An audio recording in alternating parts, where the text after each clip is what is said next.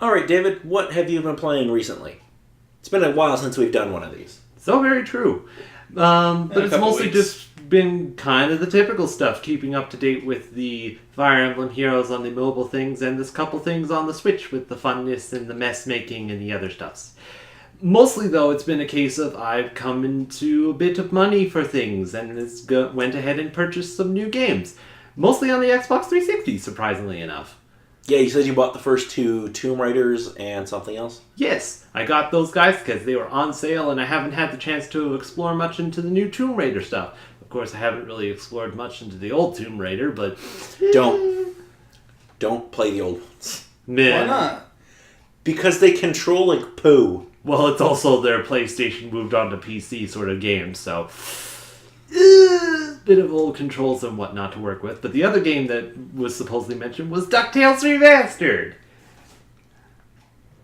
Which is supposedly neat. I bought DuckTales Remastered, but I didn't play a whole lot of it. And I'm the one who completed that game a while back when it came out. Nah.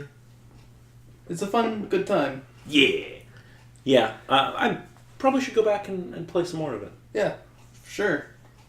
In most cases, it's a bit of a case of I've gone through my collection and set out a couple particular piles of games to actually try and go through and play. Okay. Of your 20 games that are on here, at least? Oh, there's way more than 20. 30? There's more like 40, probably. Most likely, going through all the particular old systems, new systems, handhelds, and the other particular systems to go through. Also the computers. Okay, so have you been playing anything else? Not too much aside from that. Sadly having to take care of the other things and having to take care of some praying, but that's another story entirely. Okay, so I have 2 games on the 3DS to talk about and 1 on the PS4. Okay. Fun. So, there is a particular series from way back in the day that I've never really played. I guess it's still technically going. So I bought a Castlevania game. Okay. Oh. Castlevania. Yes, I bought Super Castlevania 4. Ooh. That's a fun one. It's hard, but it's fun. Yes, so I am not somebody who enjoys challenging games, as a general rule. My dear goodness, it's so I don't surprising. know if I actually beat Super Castlevania 4 at some point, but yeah, it's not an easy game. It is not, but here's the best praise I can give the game. You can moonwalk up the stairs and down. That is not the praise I was going to give the game. Damn it. The game is really fucking hard, but I really fucking like playing it. Well, yeah, I mean, the music is really good throughout the game, and it just makes you want to play it more or less. Like, I think I literally got to the first boss, and that's as far as I've made it. Oh, okay. I think if I have to throw my 2 cents into this, it's the whip physics. It's the whip physics, isn't it? That's the thing that it feels good to whip. It just like everything is so much. It's just so. I don't even know how to explain it. It's just such like. I really love the Super Nintendo like aesthetic, like just the way the graphics look and stuff. And this game looks really good, and I just love. And it's also being a handheld, I can just play in bed before I go to sleep or something. Super convenient. Well, convenient, not exactly great for your sleep schedule, but to each their own. Sleep is overrated. I'll just die and then I'll probably sleep when I give up. And 3 hours later, god damn it. The other one is The Legend of Zelda, Oracle of Seasons. That's a game, yes. Which I've never actually finished a Legend of Zelda game. Well, I've started most of them. I don't find the Oracle games to be terribly easy, but I mean, their challenge is more... Well, one of them is more puzzle-based, one's more action-based. It's kind of a case of they created a Zelda game where the intent was they wanted to make a trio of particular games to play. With how difficult it was to actually get that all together, they split it into 2, taking the 2 basic consensus of Zelda and splitting them into 2 parts. Seasons being more focused on adventure and exploring, with Ages being more focused on puzzle solving. Yeah. I think I bought the wrong one. I probably should have bought the puzzle solving one. Are you sure? Because, I mean, the puzzles can be pretty hard, too. As it sort of sits between the 2 Oracle games, which in my case I have them on the original physical copies on the Game Boy Color, Seasons was always my favorite when going through, mostly with just the specific concepts, the items that you could use and work with, as well as the bosses. Those things are amazing. Ages, in my case, was kind of the one that I kind of need to try and slog through. Oh my goodness, the dungeon that you had to go into in both stages of time was ugh. But, yeah. I mean, they were fun enough to go through anyway, but it was difficult for me. And even crazier than that, once you finish the one, you could play the other one and get the full story of it. Well, yeah, because then once you transfer over this, like, long string of code, or if you had a link cable, you can just link it. You can get a different final boss or something. No, I think it was the case that it was stuck in the age where you had to use a password in the other game. So you beat the one game, it gives you a password, you go into the other game, you use that password, and it essentially gives you all the equipment from the one game to start up the next one. Yeah, but if you had 2 Game Boy Colors and a link cable... Not that I specifically remember. I think it's just password-based. I'm pretty sure there's a link base. Anyway, who cares? It's $6 on the Virtual Console, and for $6, I mean, I wasn't going to not try it. It is the fun. Alright, yeah. I'm also going to buy Donkey Kong Country. Ooh. Because that's like $12, and I'm like, I really want to play Donkey Kong Country. It's a fun game. Because I haven't played that game probably since I was 10. Oddly enough, I own like the Game Boy Color version of that game. When I first went through that game, it was alright on that version. And then about a year or so ago, I played through like the entire game in one sitting with another person. It was fun. That's awesome. So the third game I want to talk about from the PS4 is... It's a series, again, I've never... Well, no, it's not true. I did start the first one, and I played about 2 hours of it. So I bought God of War. The PS4 one, not the original one from like 2002. I did play a couple hours of the first, like the original God of War. I hate that both of them are called God of War because it's the same fucking story. Yeah, mostly it's kind of a case of people have resorted to calling it God of War on the PS4. God of War 4? It should just be God of War 4. Nah. Because that's what it is. Because it follows, like, you're still Kratos, you're just old Kratos. Yeah. And you have a boy.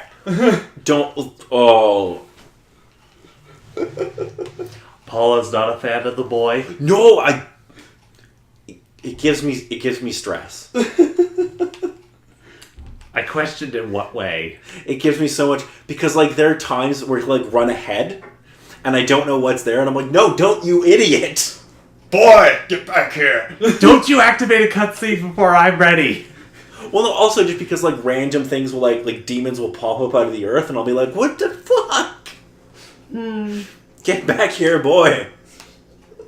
Your fatherly instincts kick in and you bring up concerns for him. That's so cute. It's such a good game. Yeah, it is. I did a little research. It's apparently like 25 hours long, which that worries me because like they've kind of established what the emotional climax of the game should be, and I'm like, I don't see how you're gonna make this 25 hours.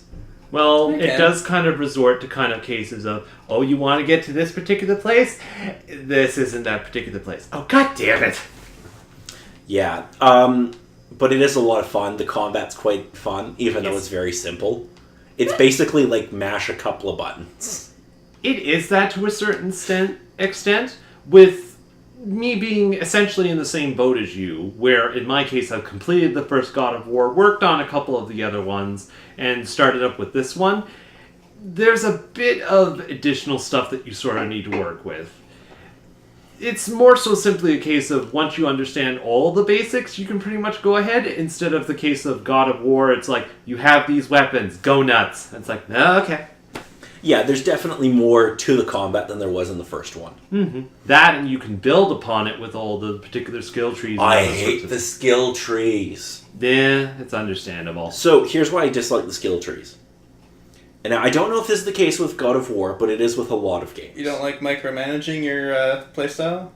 No, I don't mind that. I actually enjoy that. The problem I have is when games are like, oh, we have a skill tree, but the skill tree doesn't fucking matter. Because in some games it's like, So, Are you playing on easy? well, yeah, of course. That's why it doesn't matter. No, but other games, even if you're like I'm using other games as an example, and I don't. Give me a minute and you'll understand. So when you go to a skill tree, my thing is if there's a divergent path, you should have to pick one or the other. Mm-hmm. You shouldn't be able to get both. Because to me that's really stupid, because then what's the point of the skill tree? Mm-hmm.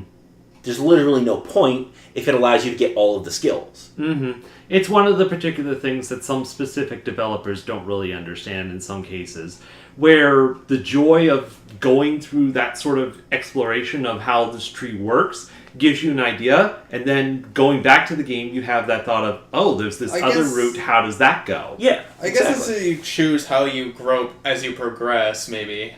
But I think it's also a bit of a case within God of War. There's a bit of diversity, but it gives you most of the stuff that you can do with a couple additional skills added on, but most everything else that you get from the skill tree is just an increase to that attack's power. There isn't anything... there's not a whole lot of, like, you get this new power or something. It's a lot of, like, hey, you can do this super hard hit with your axe now. Like, Gotcha. I got the one skill that allows me to cleave enemies in twain. Always You fun. just, like, hold the button down for, like, an hour, and he's like, ah. And it's so good, because it makes Hey, look me at all happy. this enemy's health. Do the attack. Oh, look, he's nearly dead. Yeah, the game's a lot of fun, even if it gives me stress. Because every time, is it Ardius? Is that his name? Atreus. Every time Atreus goes running off, I'm like, what the fuck are you doing, kid? It shifts as the story goes along, but... Well, I've got to the point where he started to, like, where he's had to kill someone, and that's like, oh, I don't like this. Atreus is having a bad time. There are changes to the story, but again, I've only gotten so far. Yeah, I'm not terribly far. I do love, like, the subtleties that they've put into the character. Like, Kratos is really great. Oh, with how they've changed him throughout the story, it's been really interesting to see. Well, and just, like, there's this moment where, like, you're leaving the house at the beginning of, kind of, like, the beginning of the game. And, like, I forget exactly what Kratos says, but Ardius he's like, I won't let you down or something. And Kratos just kind of looks over, and there's nothing spoken, but there's this moment of, like, Kratos just being like, yep, that's my kid. And it's really great. There are going to be really dozens of moments like that, and it's going to be War. great, terrible, and heartwarming, and just heartbreaking. Yeah, so the basic story, like, the story's pretty simple. Like, Very true. The game starts off depressing. Yeah, a little bit. Yeah.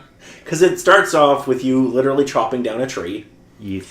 and then you and Boy have to, like, take it on your canoe and go back to you make a funeral pyre for your wife. Yep. And that's how the game starts. Yeah. What a good start to the game. And then you have to take her ashes to the top of this mountain, and I'm assuming that is the climax of the game. Yeah. Because it should be. Yes.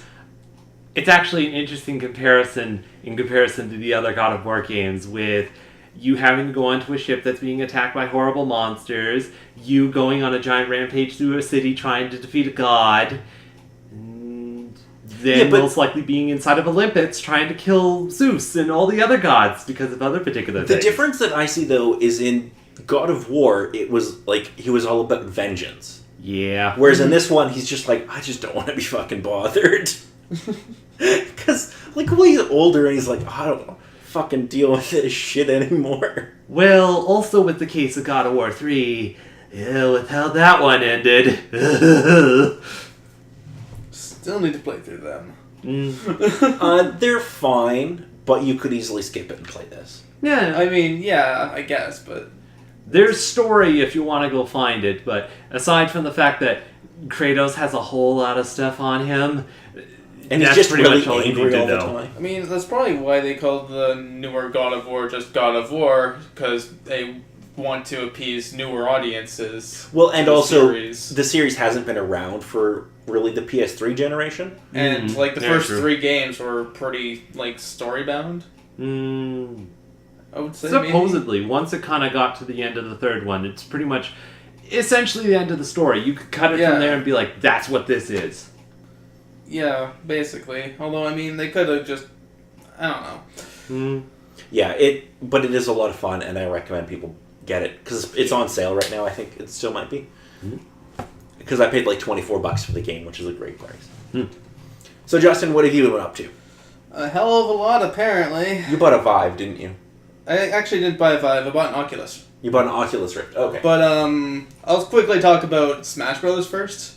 Oh, this Smash Brothers! That happened recent. Oh, this fake character that is in the game now? Yes, basically this week, the day before they put the update up, they put up a video showing everything that's in the 3.0.0 update to Super Smash Bros. Ultimate, which includes a stage builder, and you can now upload your Mii and stage builder content to be shared, which opens Pandora's box to a lot of things. To a lot of copyright infringement. Yeah. And porn, because obviously...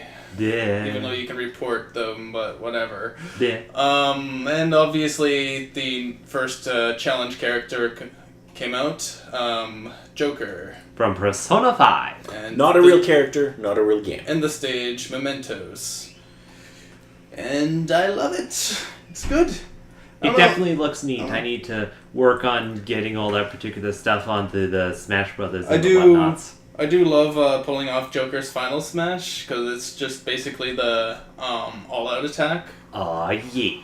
Which, if you end up finishing the game with an all-out attack, it just cuts to the results screen on that screen, like it would in Persona 5. It's too good for such a fan of Persona 5 in general. I love it. And they also have music that was included from Persona 3 and Persona 4, and a couple remixes of certain songs. Neat. I mean, they could have used Life Will Change or Whims of Fate, but I mean, the song selection we got from the Persona games is all good. I like it. Yes.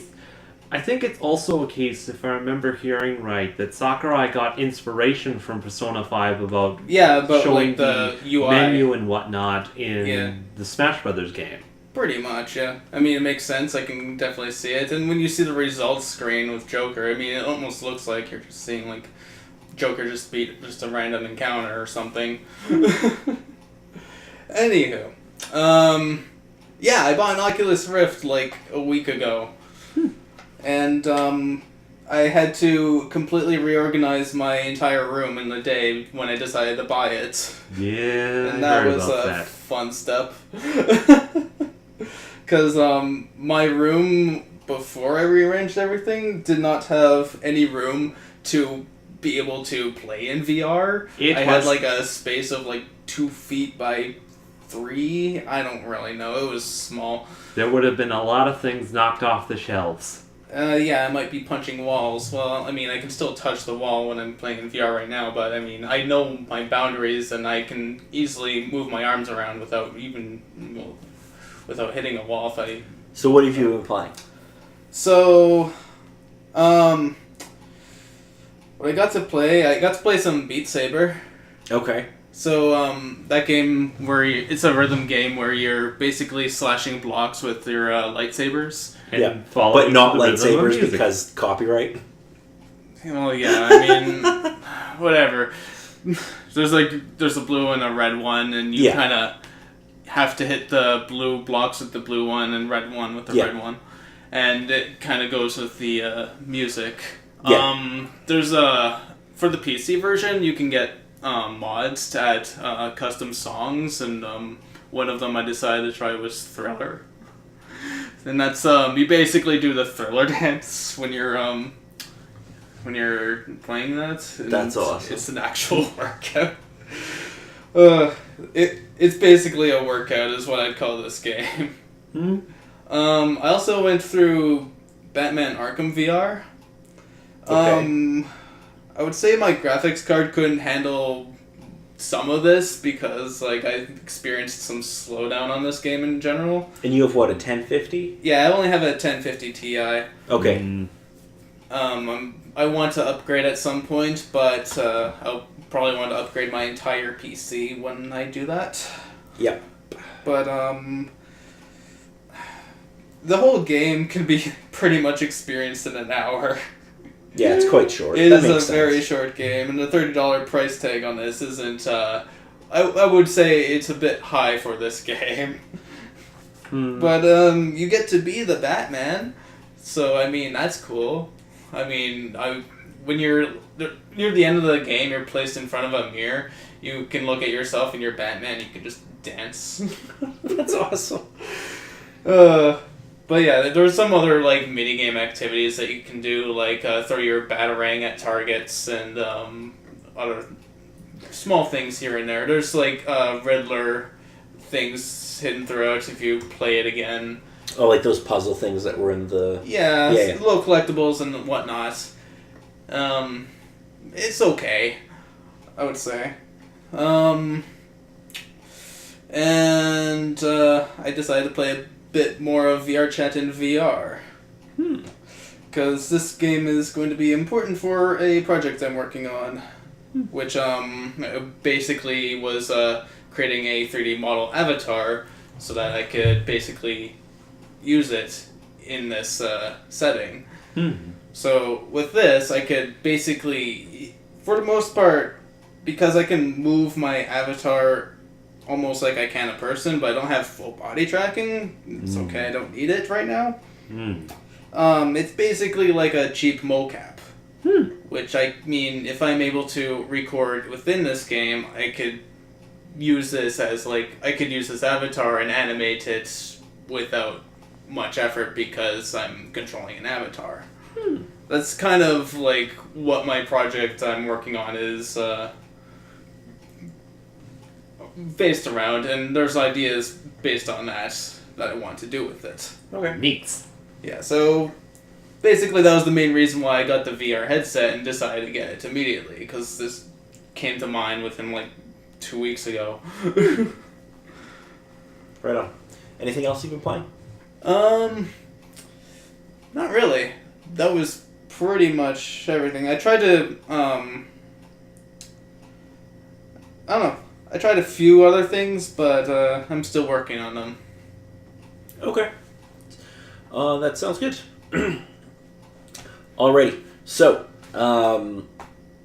you should watch Batman the Animated Series again. Because it's really good. And I just bought it on Blu-ray. Neat. You say again, I didn't really watch through it. You haven't? Oh, you have to watch it. It's really good. And it looks pretty on Blu-ray. I bet. It looks like really pretty on Blu-ray. Anyway. Like they supposedly had to touch it up a little bit, or most everything is... Oh no, like they obviously, like, they put it into full 1080p. Like, it looks amazing.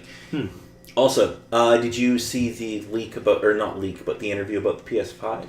I heard about it, but I didn't really look up much details because I was like busy working on my 3D model for pretty much weeks straight. Okay. I vaguely saw the wording then. So, what the PS4 system architect has said, which we assume he's building the PS5, because they have a dev kit for it, is it's going to be a Ryzen-based system, an 8-core CPU, based on their 7nm process, which means it would be like the Ryzen 3000 series, which hasn't come out yet. So it'll be quite an advanced CPU. It'll have AMD Navi-based graphics. So again, something that isn't actually available yet. So we don't know how good that is, but, you know. It'll apparently support ray tracing out of the box. Okay, I don't care much for ray tracing as it is right now. It's not as powerful as it could be. Well, I mean it is, but like the frame rates are not great. The interesting thing is they're not saying that it's going to be used for graphics. Okay, so They're- makes me think of how they built the PS3. The way they're apparently using ray tracing is for audio. Audio. Huh. Yeah, to make it so that, like, if you're using headphones or a surround sound system, it's a more immersive experience. Interesting. Which is a cool concept if it works. Huh. It'll become standard with an SSD, which thank God, because it has to. Yeah. Because having a spinning hard drive in 2019 is murder. Yeah, that would be. Ugh. Especially if you look at like the difference in like load times in games. Yeah, they actually and like data tested the transfer difference and all that. I mean, if they still use just a standard ass just hard drive disk. And they did like a demo for the interview where he's like, so on Spider-Man for PS4, they had it running on a dev kit for PS5. And on the PS4, the load time was like 20 seconds or whatever. Yeah. On the PS5, it was less than a second. Huh. Neat. And that's primarily because A, better CPU, and B, having the SSD. Well, yeah. Because the SSD will allow you to load data a lot faster. Neat. So it means bigger open world games will probably be a lot more reasonable. And easier to do because you'll have more CPU power and faster storage. Neat. Yeah, that would definitely improve consoles. I mean, PC already does that if you upgrade your PC properly. Pretty much every gaming PC now, though, has an SSD. Especially if you built your own. Like, in the last couple of years. Yeah. Yeah. I mean, I don't know anybody who built a PC and put just a mechanical hard drive in. Well, in the last couple of years. Yeah, in the last couple of years. I mean, when I built mine, I didn't have an SSD. No, but you built it like 8 years ago. Yeah. Yeah, I mean, fair enough. So I do need to upgrade it at some point sooner or later. Yes, you do. And you need an RTX 2080 Ti. No, I don't. Yes, you do. Because it's amazing. Anyway, so yeah, the PS5 looks like it's going to be amazing, but they didn't mention anything about a price, so that has me worried. Or games, or well, what's they did compatible. mention one game. So it will apparently have backwards compatibility. Oh, really? Because they announced that PSVR will work on it. Huh. So, yeah, I guess that makes sense. I mean... And it's mostly digital anyway. Yeah. And it's basically a PC. I also hope they don't decide to just use the Move controllers for VR. Well, I think we're going to be stuck with that for a while. Probably. It's like using a GameCube controller in current day. Wait a minute, you do that for Smash Brothers anyways. Well, the only other way I can see something supposedly working is if somebody comes up with another Power Glove sort of idea for it, but that would most likely be... well, yeah, I guess that makes sense. Yeah, no, the Power Glove could work today. Yeah, if you make it, work properly. I mean... Yeah. But the like, Oculus the technology controller exists. is, like, yeah, true. interesting. It's very touchy, I would say. I know, that's what the controller is called, the touch controller, but it's, like, super sensitive to your hand gestures. Yeah, and what else was there that I wanted to add? Backwards compatibility, and apparently Death Stranding is going to be on PS4 and PS5. Neat. So that'll probably be like a launch title for PS5, maybe? Supposed yay. You don't know about Death Stranding? I know about it. It's just kind of a case of, oh wow, it looks so pretty, but I have no idea what the flip is going on. Exactly. It's because Hideo Kojima has a messed up mind. And he has nobody telling him he has to release the game this year. Exactly. And he can take as long as he wants, and it'll be fucking insane, and I'll love it. No. I just wish he got to do PT. Because that would have been amazing. Yeah. Anyway, so until next time, I'm Paul. I'm Dave. And I'm Justin.